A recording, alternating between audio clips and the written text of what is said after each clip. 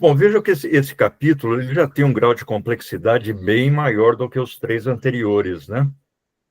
Mas eu acho esse capítulo particularmente importante, é o capítulo 4 do livro 2, né? Porque o Marx, ele, além de apontar a complexidade do ciclo, mostrando que aquelas fases se entrelaçam, não existe uma sequência mecânica, segmentos do mesmo capital estão passando por fases diferentes ao mesmo tempo. Só que seria impossível ele criar um modelo didático e inteligível se ele fosse inserir todas essas variáveis num esquema muito mais complexo. Mas me chama muita atenção nesse capítulo o fato dele inserir a reprodução do capital num contexto de modos de produção não capitalistas. Ele está pensando no mercado mundial. É uma formulação que ele já apresenta lá no manifesto. Fala, Lúcia. Não, você disse que insere a reprodução do capital de modo não capitalista? Não, ele insere a reprodução do capital. Espera só um momentinho, deixa eu desligar aqui.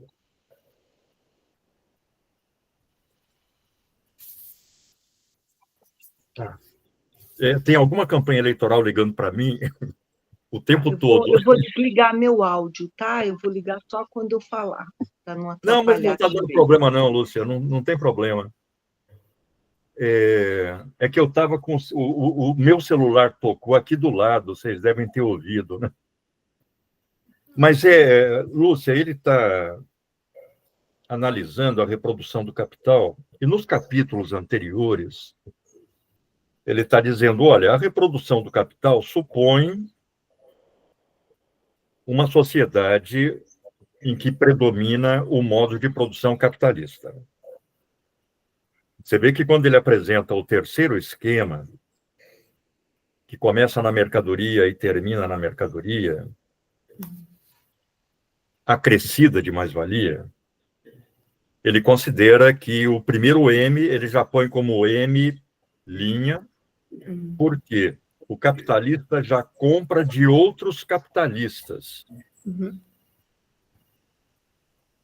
Então, enquanto um capitalista está comprando as mercadorias necessárias para articular o seu processo produtivo, o outro, que está vendendo meios de produção para o primeiro, está realizando, através da venda da mercadoria, a sua mais-valia. Então, na fase inicial, ele está argumentando no contexto de uma sociedade em que é dominante, é largamente generalizada a forma capitalista de produção. Nesse capítulo, em que ele mostra como as 3 fases podem ser não apenas em sequência, mas também coextensivas, ocorrerem ao mesmo tempo, ele indica que esse ciclo do capital ele pode se entrelaçar com a compra de mercadorias originárias de modos não capitalistas de produção. Vamos imaginar uma empresa capitalista que compra sua matéria-prima, vamos supor, sementes, de um produtor familiar. Em tese, isso pode acontecer, um produtor rural familiar. Ele não tem uma estrutura capitalista de produção. A produção se desenvolve com a participação da família dele. Ele vende só uma parte da produção, boa parte ele utiliza no seu próprio consumo, etc. Mas o Marx projeta essa articulação da reprodução do capital para a troca de mercadorias com sociedades em que o modo capitalista de produção ainda não predomina. Entendi. Por exemplo, vamos imaginar o capitalismo inglês comprando café do Brasil. Uma sociedade que até 1888 era escravista. A consideração que ele faz é o seguinte: o produto dessa forma de produção não capitalista tem que adquirir a forma de mercadoria. Essa é uma condição sine qua non. Então, você tem que ter aí um comerciante ou um capital comercial que vai articular aquele modo de produção escravista do Brasil com o modo de produção capitalista da Inglaterra. Ele vai comprar café no Brasil e vai vender na Inglaterra.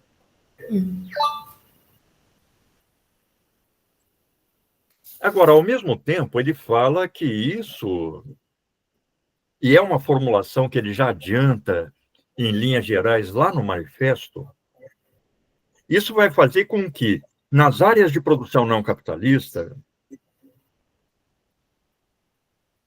os produtores crescentemente vão produzir para vender.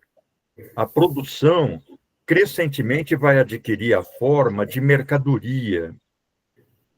E isso acaba introduzindo a própria relação de produção capitalista nessas áreas. De qualquer modo, ele fala, a única coisa que é necessária para que o capital cumpra seu ciclo é que ele se articule com uma economia de mercado, com compradores e vendedores de mercadorias. Quer essas mercadorias sejam produzidas na forma capitalista de produção, quer não.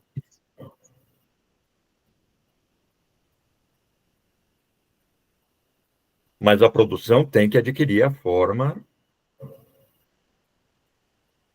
ou melhor, o produto tem que adquirir a forma de mercadoria. É só a gente imaginar o Brasil, né?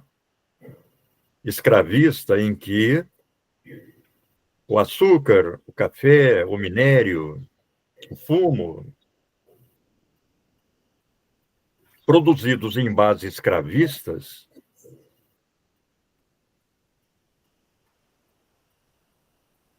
mas na forma de mercadoria,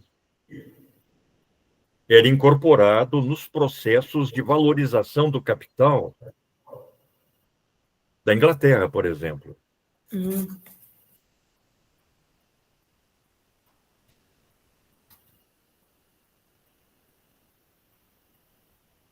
Mas eu acho interessante porque ele mostra que aquela sequência que ele apresenta da forma mais simplificada possível, ele já mostra nesse capítulo exposta a complexidade do processo. Vamos lembrar, por exemplo, que nos capítulos anteriores, ele supôs que não houvesse variações de valor das mercadorias. Mas agora ele está considerando que o valor das mercadorias muda o tempo todo.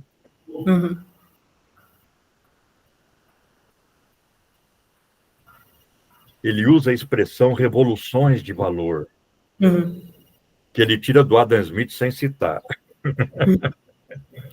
Eu nunca vi o Marx dizendo que ele tirou da obra do Adam Smith essa expressão revoluções de valor.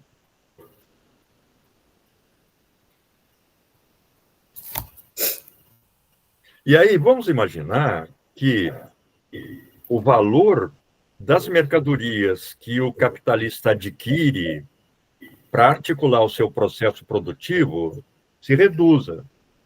Por exemplo, Aumenta a produtividade do trabalho da semente que ele usa no processo produtivo. O valor da semente cai. Então, uma parte do dinheiro que ele gastava para comprar semente, supondo que a magnitude da reprodução não se alterou, ele não vai precisar usar, ele vai reservar. É uma fração do dinheiro que é liberada. Mas vamos supor que, devido a uma seca ou enchente, o valor da semente aumentou, porque a produtividade do trabalho que produz a semente diminuiu. Agora é necessário mais tempo para produzir a semente, mais tempo de trabalho para produzir a semente. Então, aquele dinheiro que ele adiantava, supondo que o processo produtivo seja mantido na mesma escala, já não é suficiente, ele tem que obter mais dinheiro. Então, ele fala, olha, o capitalista ele tem que ter reservas. Ele não está ainda falando das relações de crédito. No livro 3, ele vai mostrar como as relações de crédito facilitam muito a vida do capitalista.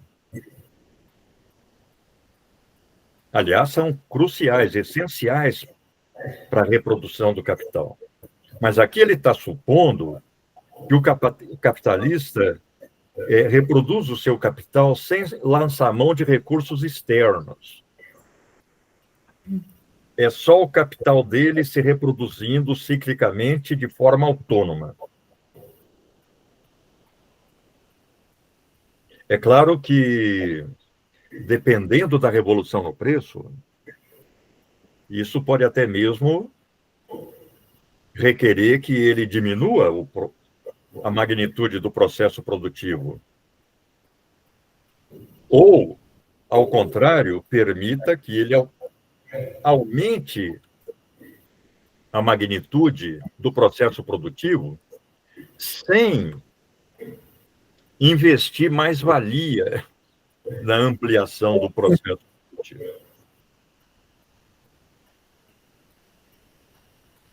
Volta um pouquinho, peraí, de novo. Fala. Essa parte aí de não precisar embutir a mais-valia, tem como... Vamos supor o processo produtivo com uma magnitude dada. O capitalista ele compra uma determinada quantidade de meios de produção e uma quantidade de força de trabalho. Nada mudou. Mas vamos supor que haja um aumento drástico no valor das matérias-primas que ele utiliza, ou de uma das matérias-primas que ele utiliza. O capital monetário que ele utilizava para reproduzir o capital já não é suficiente. Por outro lado, parece que nessa questão é que ficou a dúvida, se há uma diminuição do valor da matéria-prima que ele utiliza, vamos supor, de 5 para 2,5, ele poderá aumentar a magnitude do processo produtivo sem utilizar mais-valia para ampliar o processo produtivo. Por exemplo, no livro 1, quando Marx estava argumentando sobre capital constante, capital variável, sobre como as variações de valor, o que ele chama de revoluções de valor, influíam nesses componentes do capital, porque, claro, ele está dizendo aí que o valor da força de trabalho também pode aumentar ou diminuir. Mas lá no livro 1, eu me lembro de trechos em que ele diz o seguinte: vamos supor que esse capitalista tem muito algodão em estoque para usar na produção de fio. E aí, por razões ligadas a fatores naturais, por exemplo, a produção de algodão, dada a quantidade de trabalho, se reduz. Então, o valor do algodão aumenta, o que significa que o valor daquele algodão que ele tem em estoque aumenta simultaneamente. Aí ele fala, o empresário vai preferir vender esse algodão, que ele comprou barato, que agora está caro, ele prefere especular com esse algodão do que utilizá-lo no processo produtivo. Então, vejam, as variações de valor repercutem na reprodução do capital, tanto diminuindo o valor dos componentes produtivos e da mercadoria produzida, quanto aumentando.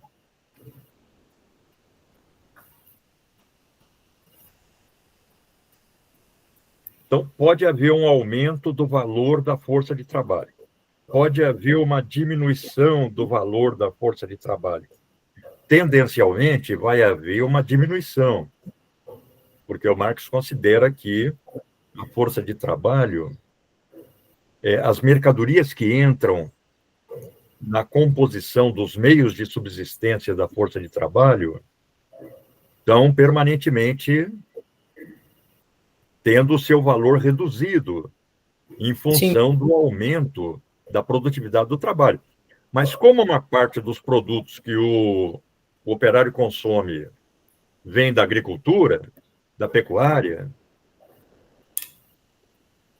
fatores naturais adversos podem fazer com que, temporariamente, circunstancialmente, o valor do alimento suba. E aí, o valor da força de trabalho vai subir correspondentemente. Ontem eu fui numa exibição de um curta, de um rapaz que está morando na Inglaterra. E aí o curta era basicamente sobre olhar para a cidade onde ele está, que é Norwich, vendo como se fosse a utopia realizada, daquela coisa toda existir, da forma que existe, né? E aí ele traz um pouco assim também sobre como, enfim, a gente não consegue nem imaginar como seria essa utopia. Eu tive um desacordo total com tudo que ele falou, porque, primeiro, que eu não consigo, né? Depois de tudo que a gente lê sobre a assim chamada acumulação primitiva, não tem como olhar para a Inglaterra como uma utopia, né? Acho que fica completamente inviável. Pensar todos os crimes hediondos que aconteceram lá, acho que simplesmente não tem como. Mas ele falou muito sobre essa questão do atraso, né? E aí eu fiquei pensando também, depois de ler tudo isso aqui, né, de como é óbvio que a gente vai estar sempre atrasado, né?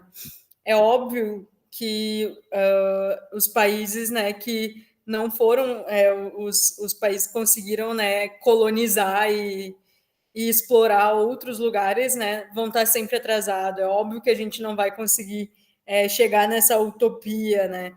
E é isso, né? Uma complexidade muito grande, assim, que eles detêm tudo, né? Assim, tipo, como gerenciar, né? Como manejar, para onde jogar. Agora é hora de vender, é hora de produzir, o que é para fazer, né? Muito louco isso. Bom, a utopia do Thomas More se desenvolve em oposição à Inglaterra. Não, achei meio viagem, assim, pensar. Eu Porque... entendi o ponto, mas ao mesmo tempo, tipo, eu acho que não é o melhor lugar para a gente olhar pensando como uma utopia. Ou seja, um ideal de vida social, qualquer coisa assim? Eu acho que não sei exatamente se é como se fosse um ideal, mas eu acho que é só por ver a coisa concretizada. E daí também falou assim sobre essa coisa da industrialização. Aí ele chegou a falar assim, não, porque a industrialização traz abundância, e aí outra pessoa falou, traz conforto. E aí eu pensei, né, eu e a Maíra, assim, a gente olhou, para quem? Essa é a pergunta a ser feita, né? Para quem, né? A industrialização efetivamente aumenta a produtividade do trabalho permanentemente. A possibilidade de aumento da produção de mercadorias no mesmo tempo está sempre presente. E fora, que tipo de mercadoria, né? Vai fazer o quê? Quantos miojos em um minuto? Quantos nuggets em um minuto? Né? Claro. Porque se você produzir esse tipo Agora, de coisa... Essa sociedade continua sendo uma sociedade de classes. E a distribuição do produto social ocorre de acordo com essa divisão de classes. Por exemplo, eu estava discutindo isso com o pessoal que está terminando o livro 3 agora. O que eu ia falar?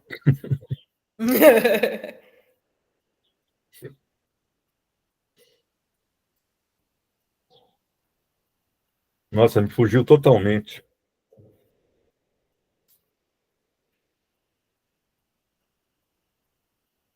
Porque os últimos capítulos do livro 3 discutem exatamente isso. A distribuição do produto social. Assim.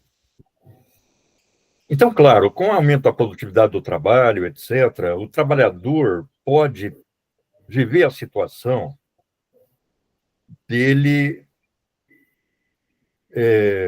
com o seu salário, poder adquirir uma quantidade maior de mercadorias. Se o salário não se altera, na circunstância do salário não se alterar, e a mercadoria que ele consome,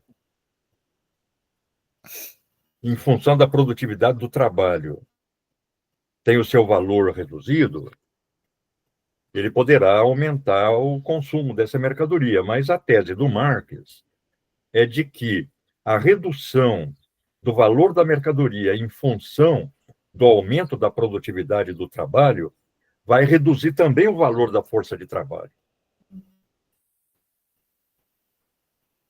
E a magnitude do salário, que gira em torno do valor da força de trabalho, podendo circunstancialmente ficar acima, abaixo, ou coincidir com o valor da força de trabalho, vai depender muito das correlações sociopolíticas de forças entre o empresariado e o operariado. Uma correlação de forças desfavorável ao trabalhador, vamos supor, num momento de crise, de estagnação da produção, pode levar a uma pressão que torne o salário abaixo do seu valor. Por outro lado, um momento de ascensão da produção, considerando que a produção capitalista é cíclica, e aí aparece um outro componente desse capítulo, pode dar condições para os trabalhadores pressionarem por um salário que ultrapasse o limite do valor. Naquele Salário, Preço e Lucro, que eu acho um texto muito interessante, porque ele é muito didático, ele lembra um diálogo platônico. O Marx está discutindo com uma liderança sindical. E ali ele fala, olha, o salário do trabalhador não poderá aumentar indefinidamente, nem diminuir indefinidamente. Ele tem um limite mínimo, mas as oscilações do salário são limitadas pelo valor da força de trabalho. O valor da força de trabalho limita as oscilações do salário acima ou abaixo do valor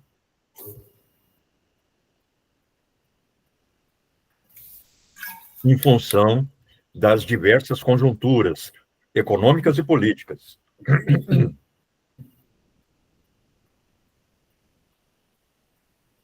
Por exemplo, vamos lembrar daquelas reformas da Margaret Thatcher.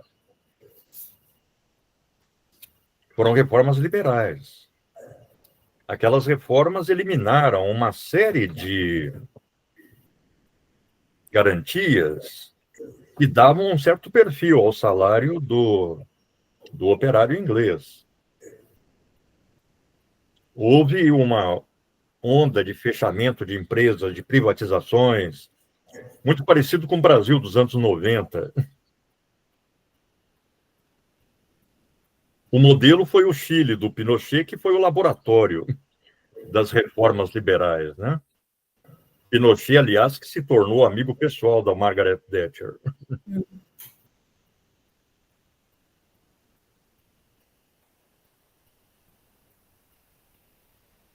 Então, é muito difícil a gente falar em utopia no contexto de uma sociedade como a capitalista, no contexto de uma sociedade de classes.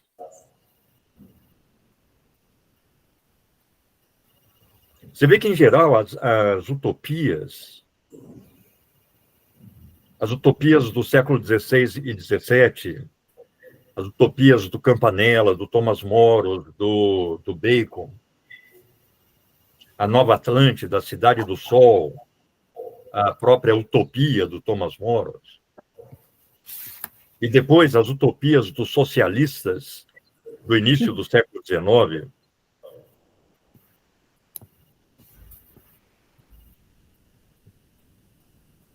em geral apontavam para a dissolução das classes sociais.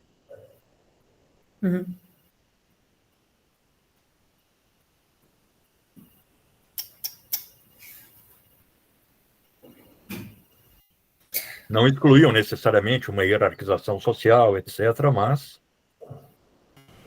nem de longe se assemelham a uma sociedade de classes. É muito interessante a estrutura do livro A Utopia, porque o Thomas More, que foi um político proeminente na Inglaterra, eu acho que eu estou falando isso mais de uma vez aí nos nossos encontros. Na primeira parte do livro, ele descreve a Inglaterra da acumulação primitiva e aquela violência generalizada. Ao ponto dele... Isso não me sai da cabeça, sabe? Pensar essa violência toda, assim, para mim, não tem como pensar o início de uma sociedade, qualquer que seja, que comece dessa forma, sabe? E aí ele falou, olha, a Inglaterra é o único país do mundo em que as ovelhas se alimentam de carne humana. E aí a segunda parte do livro é o relato daquela sociedade que aquele navegador português, acho que o nome dele era Rafael Itlodeu, viu numa das suas navegações. Então, uma sociedade em que todo mundo vivia bem. Não era uma sociedade de violência, de miséria, etc.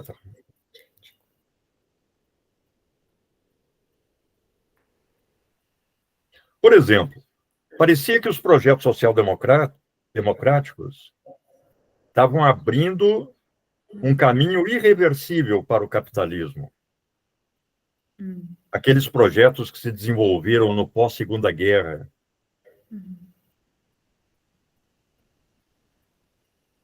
Aí, no contexto daquela revolução científico-tecnológica dos anos 80, 90,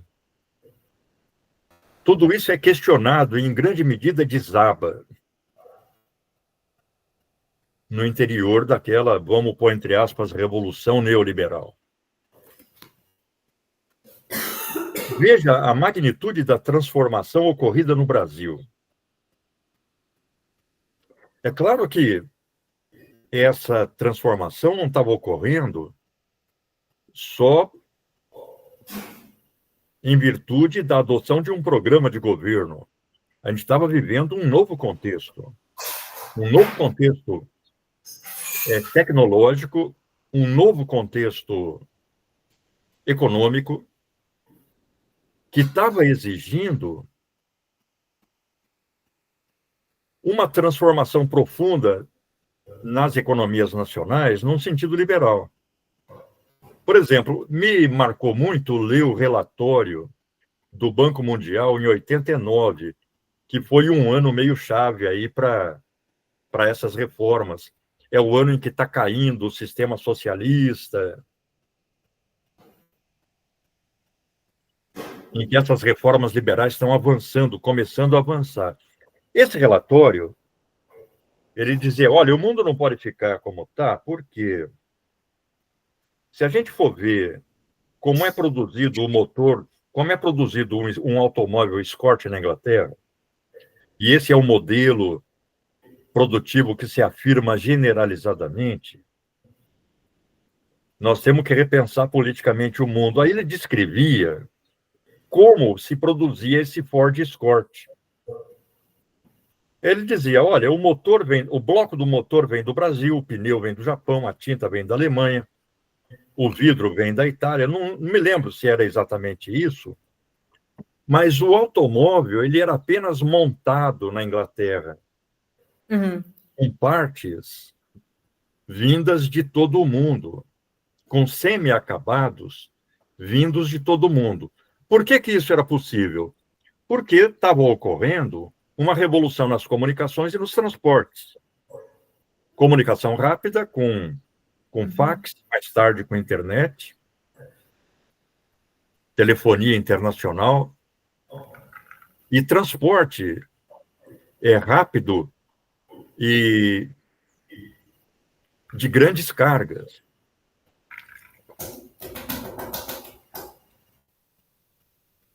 Ou seja, nesse novo contexto, o empresariado, através dos seus fóruns internacionais, Banco Mundial, Fundo Monetário, etc., passa a reivindicar liberdade para transitar no mundo, para vender e comprar mercadoria. Porque qualquer empresa estava podendo, naquele momento, comprar a sua matéria-prima em qualquer lugar do mundo e vender o seu produto em qualquer lugar do mundo. Então, era preciso quebrar os limites nacionais, as barreiras protecionistas, as políticas internas de controle de preços.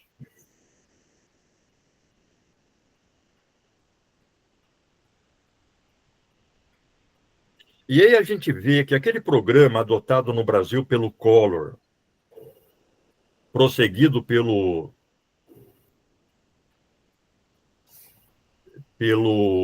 aquele mineiro, qual é o nome dele? O vice do Collor.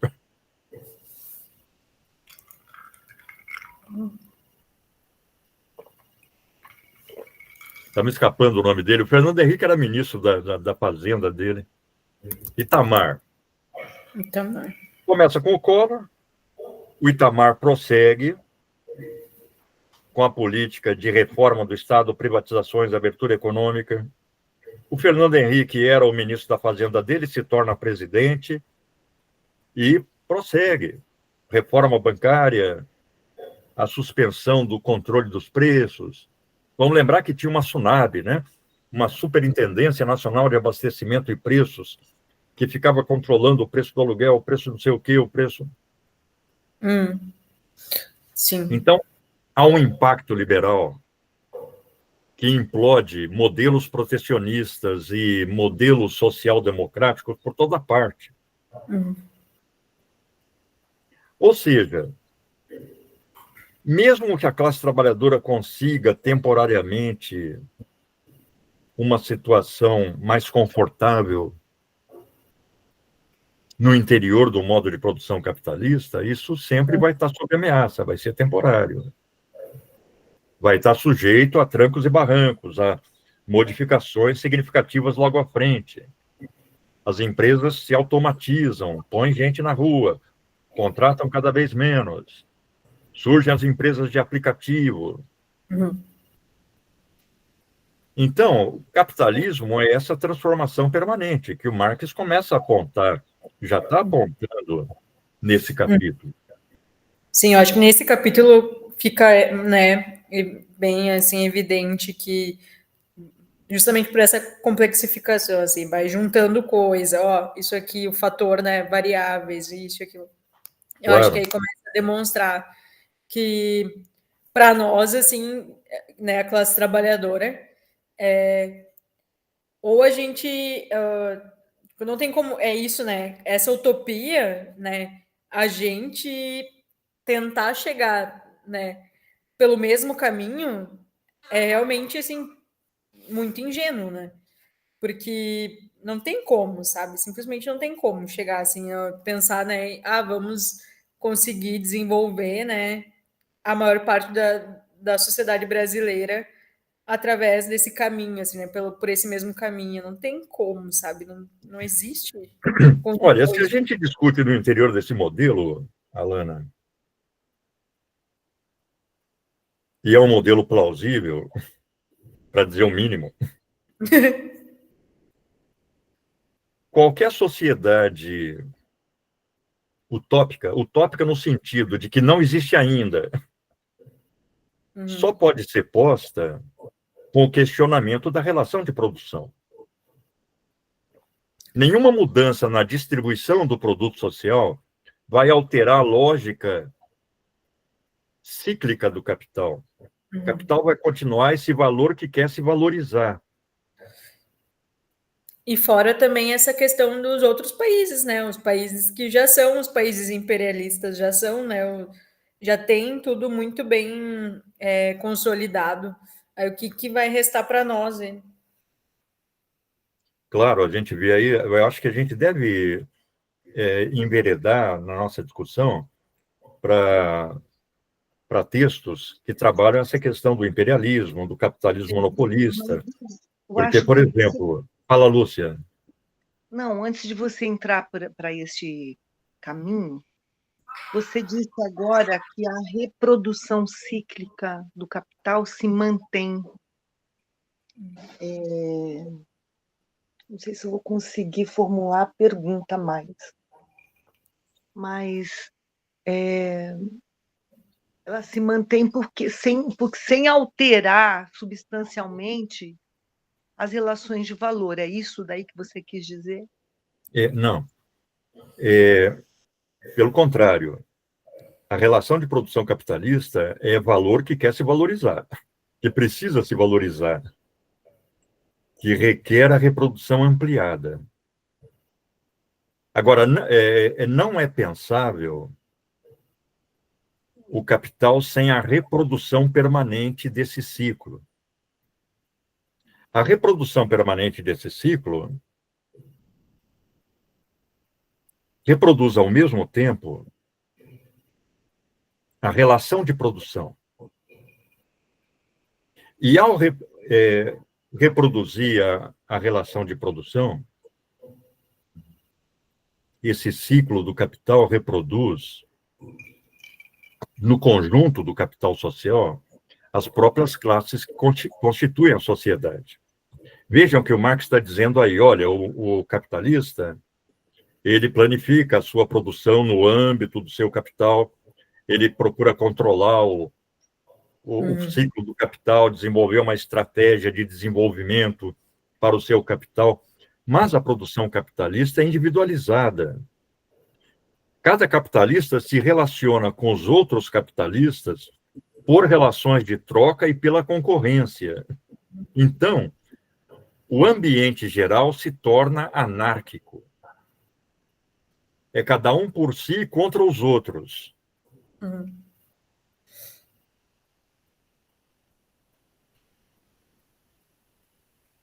Isso faz com que nem sempre um capital individual consiga reproduzir indefinidamente o seu ciclo. Muitos capitais vão à falência, são comprados por outros. Você vê que no final do livro 1, o Marx já aponta para esse processo de monopolização gerado pela concorrência,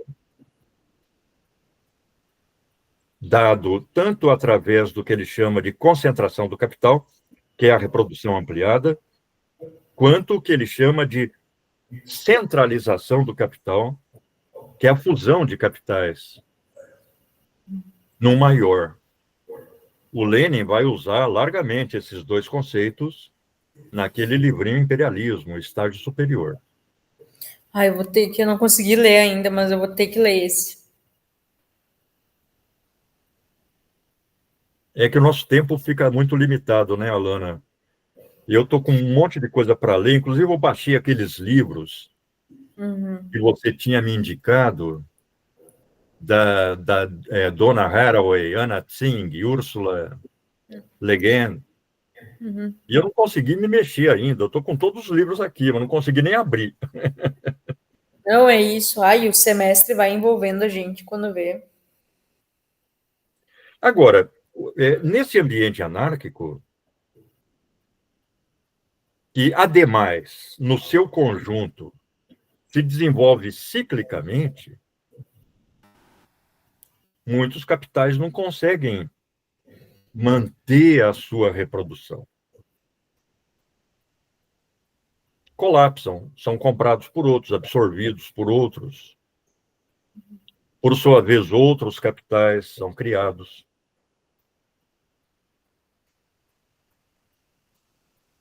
Então, é um contexto complicado, né? Um contexto em que cada capital tem a sua própria estratégia de desenvolvimento, concorrendo com outros. E concorrendo e em conflito com os trabalhadores. Por exemplo, em muitas passagens da sua obra como um todo e do Capital,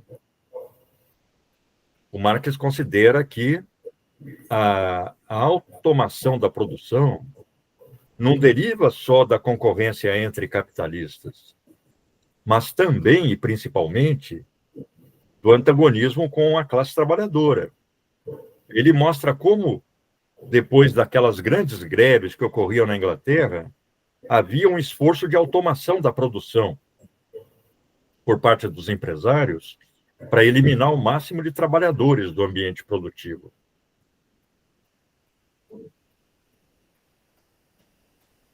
Agora, não é pensável a sociedade capitalista sem esse ciclo do capital autônomo.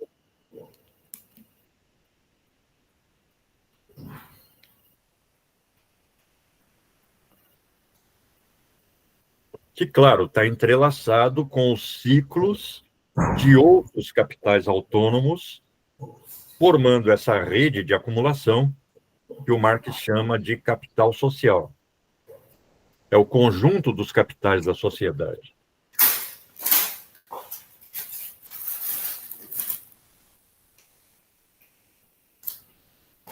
Agora, vê que ele fala nesse capítulo, ele vai falar em muitos outros daí para frente, que o capitalista sempre tem que ter o dinheiro do operário.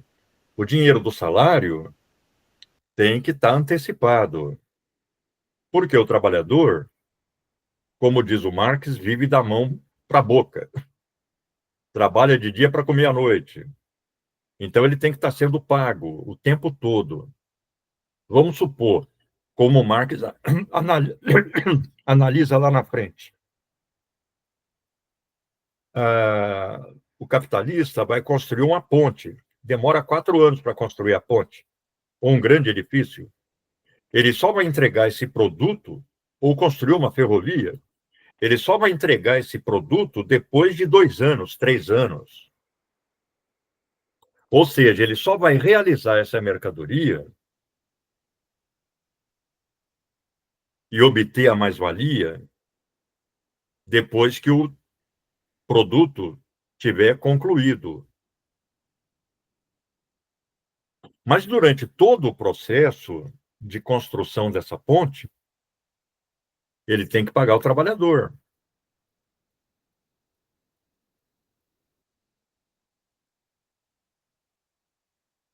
Ele fala, olha, o capitalista sempre tem uma reserva para o seu consumo, mas se ele está iniciando o capital, ele tem que ter uma reserva para viver antes de poder consumir a mais-valia produzida pelo seu próprio capital.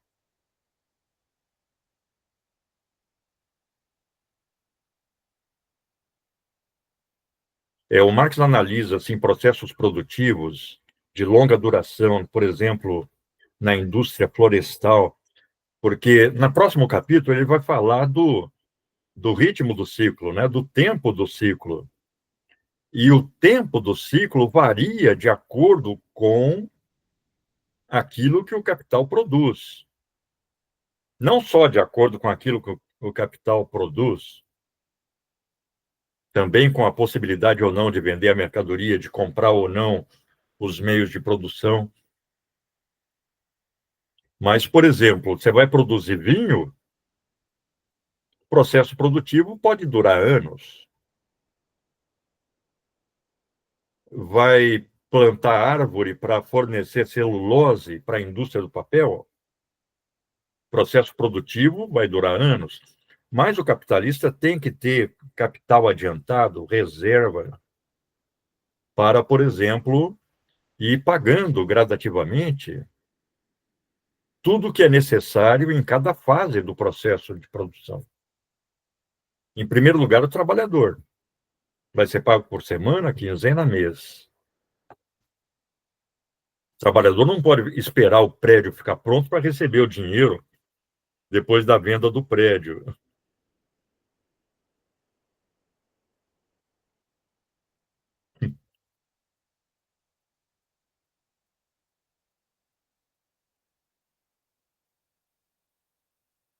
Então, as conquistas do trabalhador no interior da sociedade capitalista estão sujeitas a esse modo de produção que incide sobre as relações políticas de classe, que se desenvolve anarquicamente, ciclicamente, com momentos de ascensão e crise.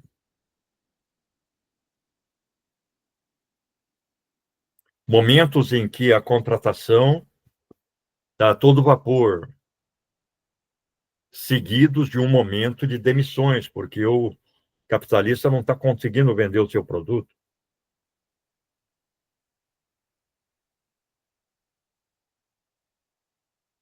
São muito comuns nos jornais e nas reportagens de televisão a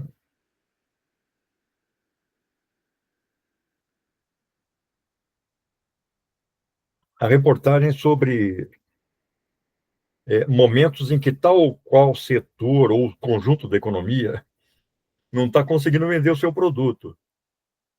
A reportagem mais comum sobre isso é sobre a indústria automobilística. Então, eles mostram lá o pátio de uma empresa automobilística cheio de automóvel. O pátio não pode ficar cheio, tem que ficar vazio. Ou ficar só com aqueles automóveis que vão sendo vendidos.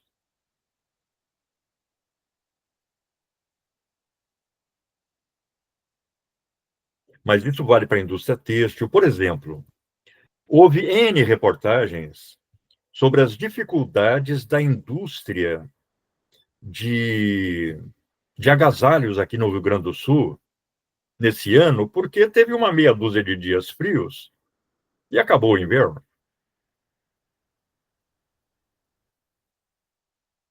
Aí, quando fazia 1 ou 2 dias frios, que chegava uma frente fria, aí a RBS, que é a Globo local, que é um canal do empresariado, ficava fazendo plantão lá na Serra, dizendo: olha aqui o agasalho, vem para cá, vem comprar.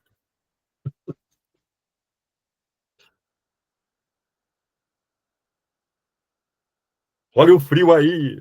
Mas aí no dia seguinte não tinha mais frio.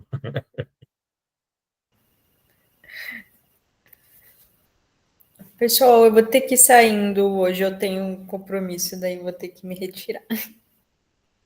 Eu acho que, Lúcia, mais alguma questão que você gostaria de levantar? Não, Paulo, ficou ótimo. Você esclareceu para mim, deu para entender. Bom, vamos prosseguir. Se tiver ficado alguma questão que vale a pena a gente explorar um pouco mais na próxima semana, a gente discute na próxima quinta. Tá bom. Então tá, pessoal. Valeu. Tchau, até mais.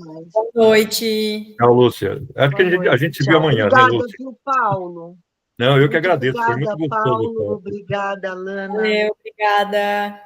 E aí, a hora que chegar o nosso vídeo, eu mando para a Pamela. Ela posta no YouTube. Tá bom. Beijo, beijo. Tchau, outro.